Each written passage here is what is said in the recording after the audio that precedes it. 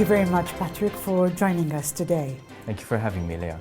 I was very intrigued when I heard you speaking recently, and I wanted to share your thoughts with the audience, our audience, on financial well-being, because I don't think it's very common in Malta. Yes, so in my view, Leah, if you have financial well-being, then by default, the mental and the physical well-being will follow. If our finances are in good shape, then probably we can afford that gym subscription and we can afford to take care of our physical fitness and diet and so on. So this concept that I feel is so under-tapped, so underrated, financial well-being, is something that has become my life's mission, thankfully. And how long have you been doing this? Well, I've been working in the financial sector for the past 22 years or so. And I started out first as an accountant, qualified as an accountant. And the first thing I did when qualifying was go away from accounting. So I went abroad and did another master's in finance in Spain, in Madrid. And when I came back to Malta, I wanted to sort of look more at the future. So I worked in tax advisory and tax planning. Didn't like that much. And did a few advisory jobs, advising companies in their business and planning their financial futures. Worked in London as well for a while. And throughout this time, these sort of almost 20 years, luckily I had the privilege of being thrown into a classroom of university students year after year after year. And I would see common problems every single year that people who are current and future leaders, CEOs, HR professionals, anyone of all kind, they would struggle with basic financial concepts. And they struggle inwardly and say things like, I'm not good with money, I'm terrible with money, and this and that. So I thought, yes, why not use my advisory, accounting, and also lecturing background to actually do something that makes an impact on people's lives. And that's why I do what I do today. And so from what I'm hearing, Patrick, you're probably a very creative person, and you didn't want to be boxed up doing a normal accountant's job, and therefore you moved on to doing something more creative. Yes, to put it mildly, Leah. Well, that is also true. I also firmly believe that financial coaching, money, is not a number. It's a feeling.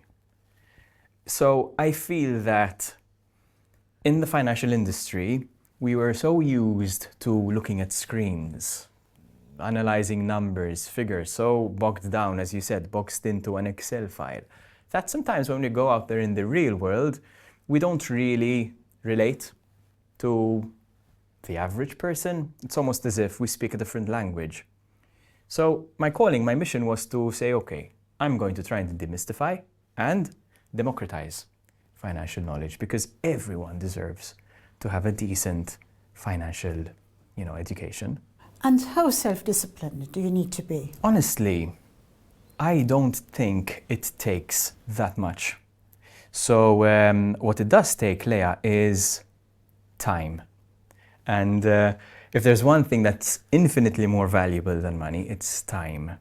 So if you start with good practices, like paying yourself first, saving, and especially investing from a very young age, bit by bit, month after month, year after year, decade after decade, then you'd be surprised at how much you can achieve. You can get that elusive financial independence number, but you need to have that discipline, as you said, coupled with consistency for many years. A lot of people tend to either stop, or in a while they'd they won't continue or something happens. But if you stay consistent, then you will achieve financial freedom. And is there a chance for somebody who's not done anything for their financial well-being? I get this question very often, Leah, in my workshops. You know, people who are over 40, over 50, maybe even over 60, they tend to have an air of resignation to them. And I know it's easier said than done, but I do say two things. The first one is that it's never too late to plan for your financial future. Yes, you might have to put in more. Yes, you might have to be more disciplined and more aggressive, let's call it that, while at the same time maintaining a conservative streak because you don't have much time.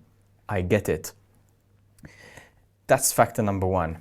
Factor number two is perhaps you might have some loved ones.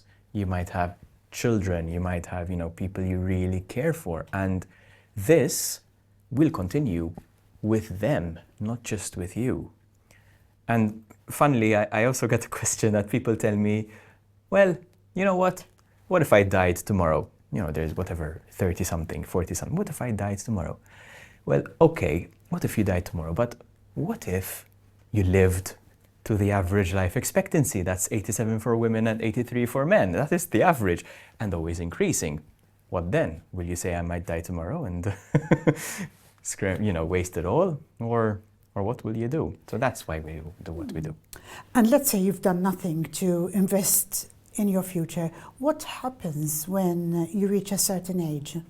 This is a more common issue than we might think. And it's a bit of a chicken and egg situation because one, you have nothing, so you need to first have a cushion, build yourself a cushion between yourself and life, because life will happen. And on the other hand, time is running out for you and your retirement. So the first thing I would always advise anyone is to first know where your money is going. So tell your money where to go rather than wonder where it went. Track your bank account if need be. Track it every day. See it moving. Where is it going? Where is your money going? Finally, save. If you can, save before you spend rather than spend before you save. So every time you earn a salary, try and save, even if you might spend it, in the case may be. So save.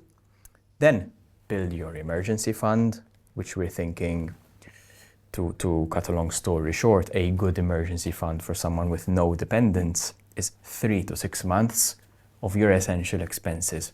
Keep them there because you'll thank yourself, you thank your past self if you ever need it. And then beyond that, we can start looking at our long-term financial goals. Yes, we can start thinking of short-term investments. When we have those, we can plan for the long term as well. We can invest in stocks, ETFs, funds, bonds. But first, always cover your downside through that emergency fund and knowing where your money is going. And what are the most common problems you encounter with people having problems? And the other point of view I'd like to pick is, you said you meet a lot of CEOs, C-level people, business people. So what would the differences be in their financial problems, let's say? Oh yes, these are seemingly two worlds apart that you mentioned, Leah, but you'd be surprised at the commonalities. So if we took the first question that you asked, the biggest, I think, myth that I encounter in my work is that people think that you need to be rich to invest. And this cannot be further from the truth. With 30 euros, 40, 50 euros a month, you can have a decent, sizable pot once you eventually reach financial independence, especially if you have the time. The key is to be disciplined and consistent and invest no matter what, and hopefully grow that amount as you age, because thinking it once we age, ideally, I think we'd have a greater purchasing power. That's the first observation and myth. When you speak about business leaders and CEOs, as you rightly mentioned, the most common issue I find with this profile is that when our status increases, so when we get that promotion, when we get, when we move forward in life, then all of a sudden our social circle starts to change. And we start, mingling with fellow CEOs, fellow directors, fellow people who, we'd need to keep up appearances. We'd need to keep up with the Kardashians, keep up with social media. So keeping up with the Joneses causes what we call lifestyle inflation. So your salary, your income increases, but your expenses increase commensurately. And you end up either in the same place or even worse off. Because in my view, no matter your salary, if you are, employed in whatever job and something, God forbid, happens, you are one paycheck away from poverty. So maintain the same lifestyle, even if you get promoted, even if you get a raise or a bonus. That's what we call it, a bonus. And then work with the rest. So how would you stay grounded and keep up with the Joneses? There's a story in the book, The Psychology of Money, that it is about this lavish party that was hosted by this billionaire. And there was the author of the book Catch-22 present there, Joseph Heller. And his friend asked him, he told him, how does it feel, Joseph, that our billionaire host made more money in one day than you ever made in the entire duration of Catch-22? And Joseph Heller told him, I know that, but I will have one thing that he will never have, and that's enough. So when we do our workshops, when we understand what is enough for us, then we can see, the lifestyle that we want to create. We can understand the life that we want to create.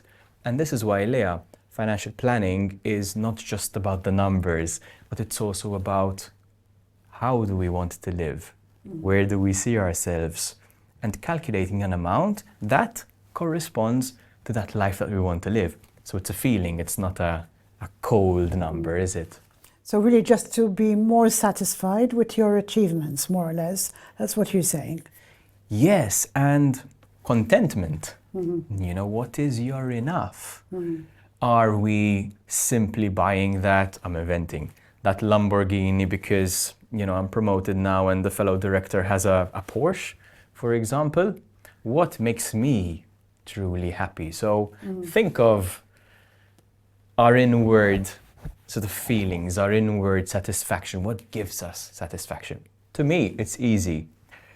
I strive, getting there, I'm not anywhere there yet, I strive to have, if possible, an empty calendar. Control of time. So what will make me gain control of my time? And then I work towards that. Your goals, your money goals could be different. Everyone's could be different, but that's why we call it personal finance after all, because it's personal to everyone. Absolutely. And what are your comments about Warren Buffett, for example, who's one of the greatest investors of all time, and yet he was a very cautious spender? 100%. Yes, Warren Buffett is not necessarily the world's best investor, in my humble opinion, but he had one quality, and that is consistency over time. So Warren Buffett just happened to start investing at age 10, and now he just so happens to be 96. So he knew what his enough was. He maintained the same lifestyle throughout the years. He's happy with that. Maybe I wouldn't be happy with that, or you wouldn't be happy with that. And the key is he invested the rest. So over and above your enough, it's imperative to invest the rest. They say saving money is putting it to bed, but it's investing that's making it work. Some time ago, I heard you speaking about a very simple way to invest money, for example, by using Revolut. Sure, of course. So the key concept underpinning all of this is to pay yourself first. What does this mean? This means that what usually happens with people, that we earn a salary, And the first thing we do is we start paying different people. So we pay, I don't know, cocktail bar, we pay the restaurant, we pay the mortgage, whatever. We start paying other people and we save what's left after spending rather than spend what's left after saving. So I'm saying, let's flip the script and let's try as much as possible to find what your enough is, to start saving and investing first. So say your salary is €1,000, for sake of example, €1,000. You get 20% of that, or 10%, or €5, whatever the amount, it doesn't matter. And say you save it, you save 20%, and you put it or place it somewhere in an app like Revolut, right? And every month it's building and building and building, and rather than it swimming in your current account and falsely tempting you that you have a large amount of money and you're going to spend it, it's accumulating somewhere separately that's out of sight, out of mind, in a separate savings account. Now, these apps that you mention, such as Revolut, Leah, are great because they allow you in real time to track your monthly spending.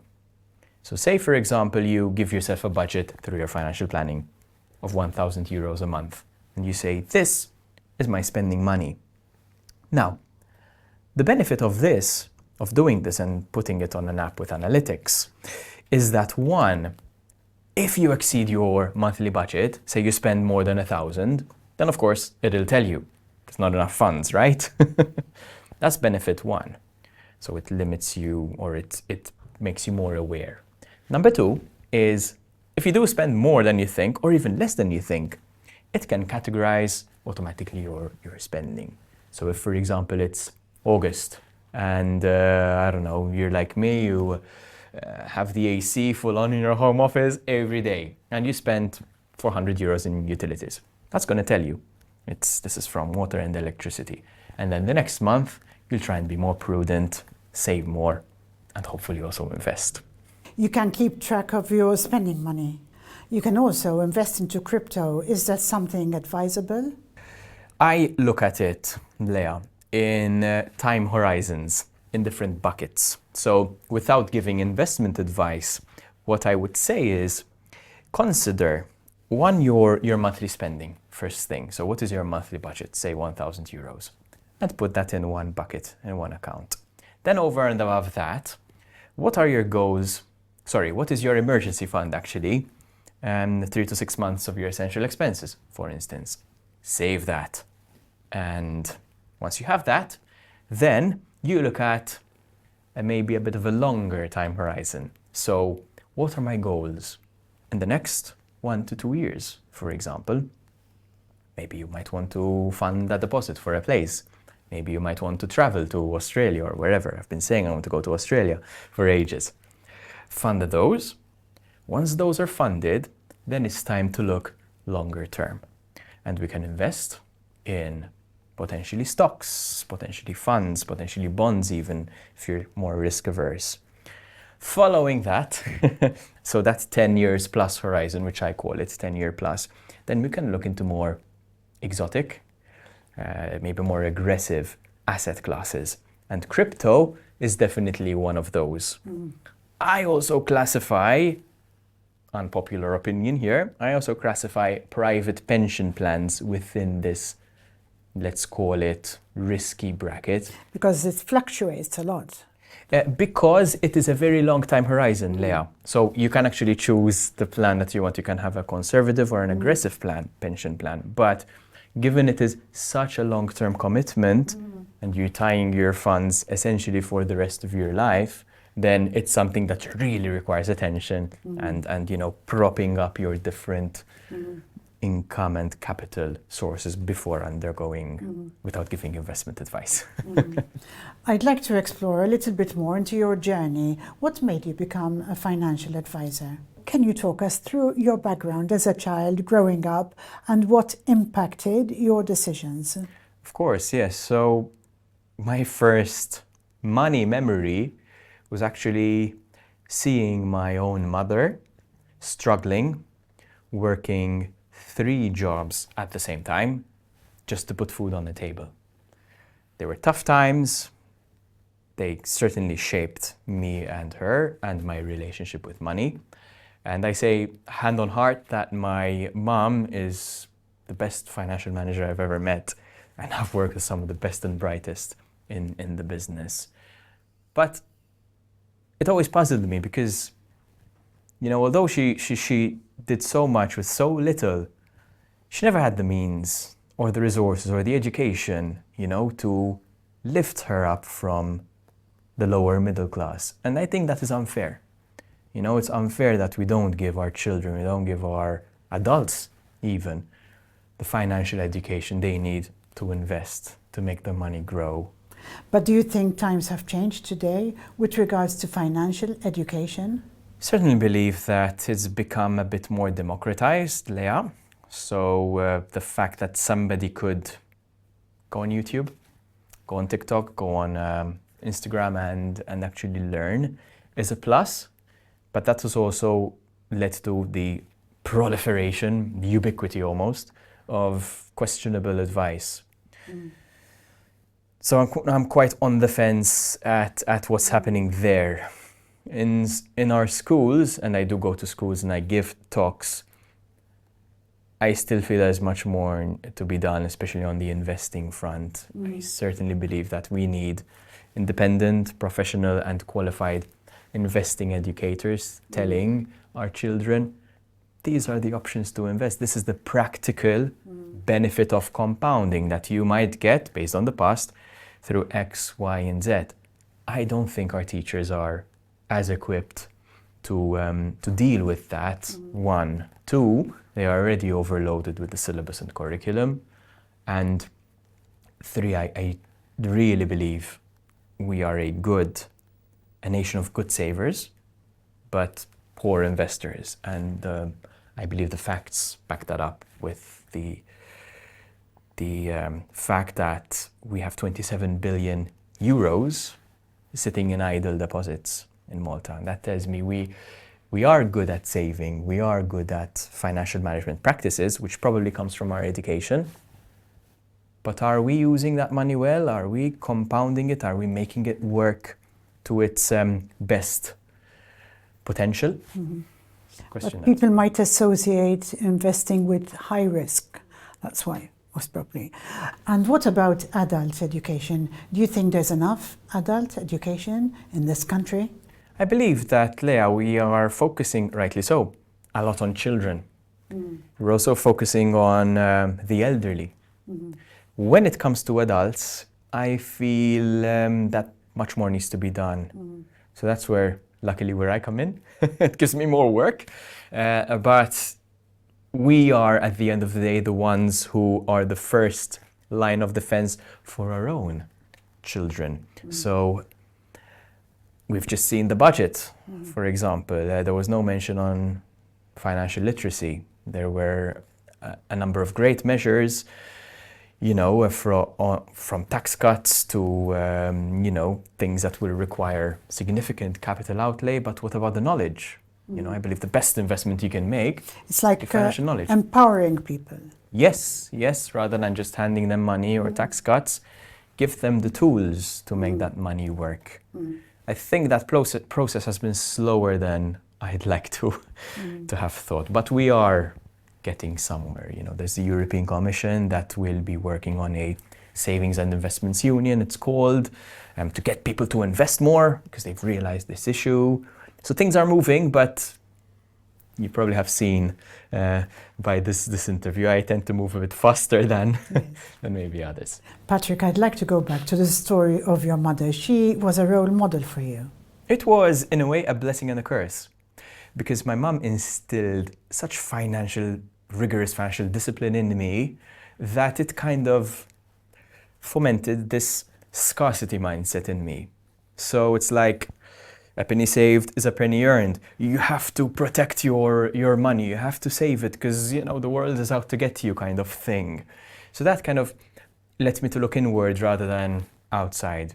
It was only when, 1, I lived abroad myself, worked abroad and saw the broadness of the world, And also when I met my other role model, who's my uncle, who lectures at, in Australia, and my aunt as well, in Australia and Melbourne. And I saw how they were living and how advanced they are in their financial planning. And that's what kind of joined the dots together for me and said, right, if I take this as my foundation, the downside protection, and build on it and invest and make my money work, that could be a good combination. And I wish to take this knowledge to everyone, to you listening, to anyone who wants to, achieve financial independence, because I do believe it's achievable with time. We're moving towards the end of the year, Patrick. What do you have planned from now till the end of the year? Oh yes, we have my money management masterclass that's available for the public. That sold out completely last time around. So it gives you the tools to manage your money and also invest. I'm thinking bigger, I'm thinking community, because I thought, right, now we're quite big on social media. Now let's create this closer community. Let's share each other's financial journeys. Let's get mentors, let's get people accountable to each other. Puts more of a human story behind the numbers, basically. Exactly, Yes. Leah, exactly. Put more of a human story and potentially take the story outside Malta and further afield. That's the plan. I really wish you luck, Patrick, and I thank you very much for coming today. It was Thank absolute you. pleasure. Thanks Thank for having you. me.